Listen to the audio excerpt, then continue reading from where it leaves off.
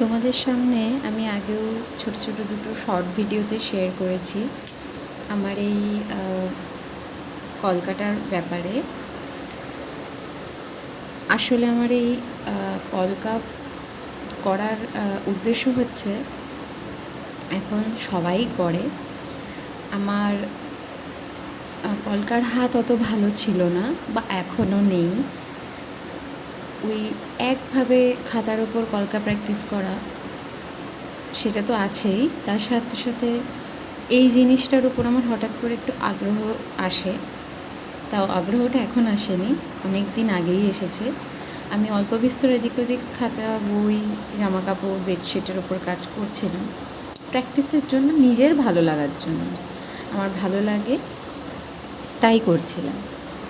তা এই এই যে জিনিসটা, এটা অ্যাকচুয়ালি আমার যিনি দাদু ছিলেন তাকে কেউ একটা গিফট করেছিল। কিন্তু দাদু এটা একটা থান কাপড় ছিল, দাদু কোনো দিনই পরেনি। দাদু খুবই হালকা জামা পরতো বলছি কারণ হচ্ছে দাদু বেঁচে নেই। দাদু কোভিড যখন হয়েছে, তার সেকেন্ড ওয়েভ যখন ছিল, সেই সময় দাদু গত হয়েছে। যাকে সেসব পরের কথা, সেগুলো এখন আর বলছি না। তো এটা দিয়ে আমি আমার জন্য কুর্তি বানিয়েছি, আর আমি একটু ফর্মাল টাইপের কুর্তি পরতে বেশি ভালোবাসি। তো এটা মোটামুটি 1-1.5 বছর ধরে পড়েছিল। এটা পুরো কমপ্লিট হলে আমি দেখাবো। তা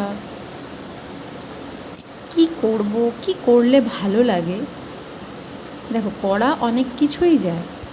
আমি একটু হিজিবিজির থেকে, সারা জায়গা জুড়ে কাজের থেকে আমার মনে হয় একটু ফাঁকা থাকবে, একটু কাজ থাকবে, ওটা যেন আমার মনে হয় তার সৌন্দর্যটাকে বেশি করে ফুটিয়ে তোলে, যেন বোঝা যায় যে আচ্ছা এখানে এটা আছে, এখানে এটা নেই।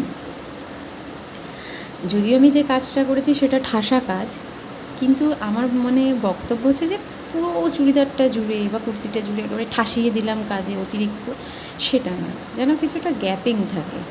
ওই বলে না যে স্পেস দেওয়া, হ্যাঁ, এটার ক্ষেত্রেও আমি সেই জিনিসটাই করার চেষ্টা করেছি।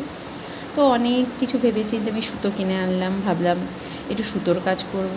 কিছুই পারি না, খুব হালকার মধ্যে। তারপর ভাবলাম যে না, আগে এটাকে একদম সিম্পল রাখি। অফ হোয়াইট থেকেও একটু ঘিয়ে ঘিয়ে রং জিনিসটার, এই ফোনে একটু লাইট লাগছে কালারটা, জামার কালারটা আরেকটু যেন মনে হচ্ছে এর মধ্যে একটু ওই দুধকে মেরে মেরে মেরে মেরে যে একটা হলদেটে আভা আসে না, ওই একটা রং। আমি ভাবলাম এটার মধ্যে লালচে মেরুন যে রঙটা, সেটা দিয়ে করলে খুবই সুন্দর হবে। তো অনেক ভাবনা চিন্তার পর শেষমেশ আমি কিছুটা হলেও 90% কাজ আমি ডান করতে পেরেছি। এখনও ইচ্ছা আছে এটার মধ্যে আরও ছোটো ছোটো ডিটেলিং করার, একটু হাইলাইট করার বিষয়গুলোকে।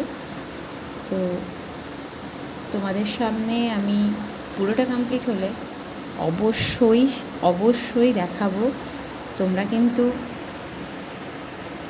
কিন্তু জানাতে ভুলবে না যে জিনিসটা কেমন আমি করেছি, কারণ এই ধরনের বিষয়ে কাজ করছি আমি প্রথম।